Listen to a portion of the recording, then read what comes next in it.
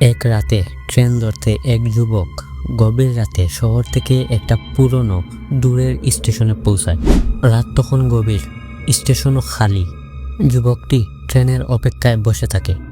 কিছুক্ষণ পর সে দেখতে পারে প্ল্যাটফর্মের একেবারে শেষ মাথায় একজন পুরুষ সাদা কাপড় পরে দাঁড়িয়ে আছে।